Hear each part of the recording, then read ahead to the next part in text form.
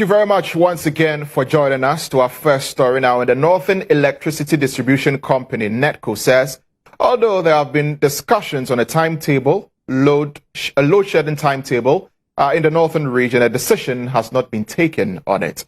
According to officials of NETCO, the current problem of erratic power supply in the area is due to a problem with a gridco distribution line and efforts are being made to resolve these issues. Residents in the area have over the past weeks been reeling over what they describe as unbearable power outages. Here are some of the residents who spoke earlier to GHOne News. Because of the solar lights, that's why I'm not working. 3 days ago, we don't have the light. And today they on it. 2 hours time, they didn't off it again. As you can see that I'm not working, I'm lying down here with the heat. So the VR people to do something about it. Listen, they listen. A show dear, Yentimin Tenasi.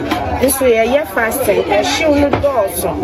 Woman country in Chile say, listen, Bibiana, I see no mood, yet one no mad. Say, almost do maybe or China, we are no mass. About 30 minutes and 1 hour time, no mass.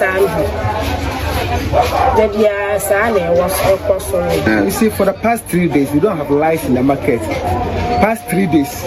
And today, I would march to the office. So when we went there, they said we should come, they will come and do it for us. When they fixed it, maybe around 30 minutes again, it went off again, up to now, 6 in the morning.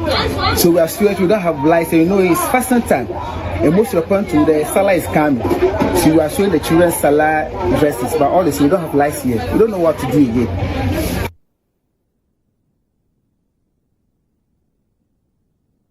Well, let's get some more on this. Let's speak to our Northern Regional correspondent. My colleague Noah Nash is in the Northern Regional capital of Tamale, and he is currently at the Northern Electricity Distribution Company office in Tamale, and he'll give us some updates, or he'll give us more details as to exactly what the power situation over there is. Noah, good morning. Welcome to the bulletin. What can you tell us about the power situation in Tamale?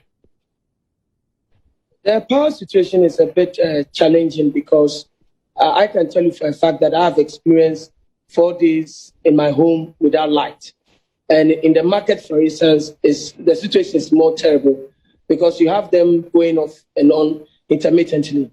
In various homes, for instance, I can speak for a fact that Changlate, Subsugu, Tatale area, when it comes to Tamale Metropolis, for instance, you're talking about Tishigu, Lamashego, and all those enclaves, you have a lot of power fluctuation. The bigger part of the challenge is the fact that it's a low current. The problem is low current. When it comes on, it comes with that low current. So you have that difficulty that a lot of people are complaining about. And so it's not just the light being on, it's a low current light. And that is what a lot of people are complaining about now.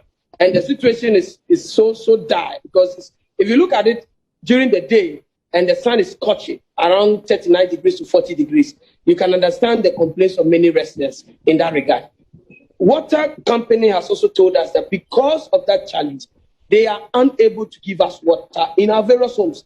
And based on that, there are no water in Tamale as I speak to you today. So with these issues of power, how long, I've heard some residents say for the past 3 days, they've not had lights in the market, among other things. How long has this power situation been going on in Tamale? I mean, it's, as long as the country started experiencing the problem, the northern region was not left out in that situation.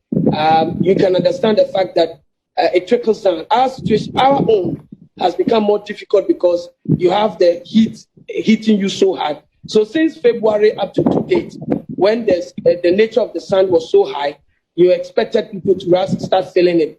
And our homes, I mean, you can expect the fact that since February up to today, light is not something that we can talk about. It's more of like when they like, they give it to you. And when they want to give it to you, they give it to you at a low current.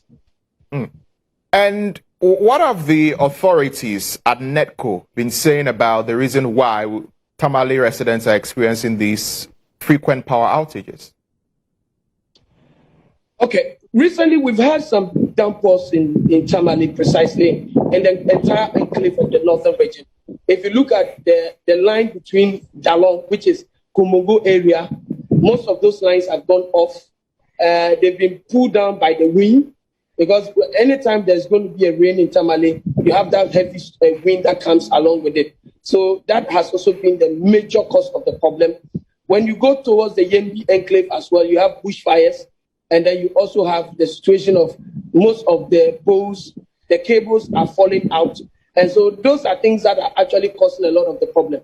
But according to the VRA itself and the NECO itself, they are saying that the major challenge has to do with GHOne fixing a major power cable underground and both on top, which is a high extension that has gone off. And so they need to fix those problems and then look at the maintenance of those enclaves where there are problems in terms of the transmission to the northern enclave. So the northern region is experiencing the low power situation because the major lines that comes in have either been pulled down by rain, or the cables are weak, and some of the cables are within the age where they need to be replaced. So those are the things that they are currently doing as I speak to you today.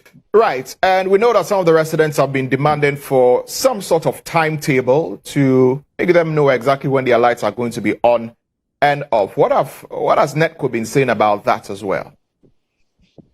The discussion for a timetable has been on the drawing board for the last 1.5 months. When I spoke to Mr. Kutuka, they said, yes, they are exploring that opportunity. Even the PRO, Mr. Baba, even this morning, even admitted to the fact that, yes, they intend bringing a load shedding timetable. But they are looking at the assurances they are getting from GHOne in respect to the fixing of the high tension cables that have gone off. So they are like to get it fixed because they've done some major part, which is close to about 60% of that job. So they are just waiting for the rest of the 40%, so that even the line that links to Dalong, where the water treatment is, they will be done with that one, then they'll be done with the other one at Tishigu and others.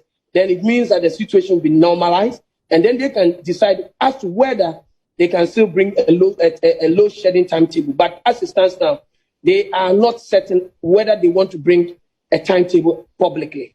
Right. You also mentioned that residents in Tamale have not had water for quite a long time now. So on that front as well, what has the Ghana Water Company been saying about why water is also not flowing? I cannot, the whole situation depends largely on electricity. So if you have a challenge where light is not at home, you cannot complain.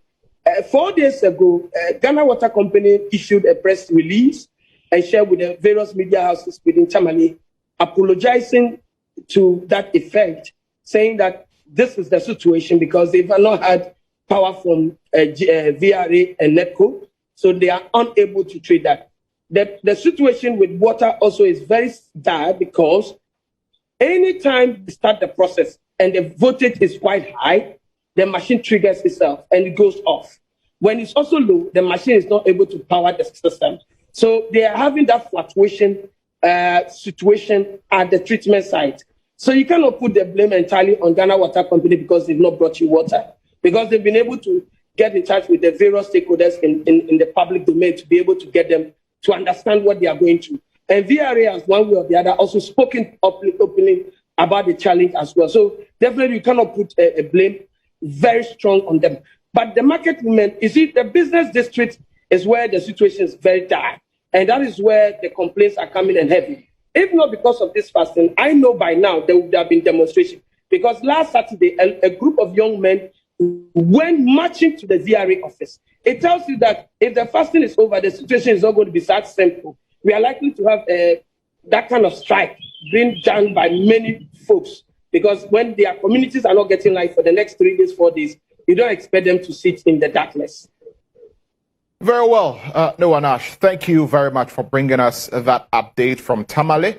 Noah Nash is our Northern Regional Correspondent, my colleague there, reporting to us on the electricity and water situation in Tamale in the Northern Region. We've been trying to make efforts to speak to the PRO of NETCO in the region, but we have been unsuccessful. Many calls have gone unanswered, but of course, we'll try and get you some more details on this as and when we have it. But moving on.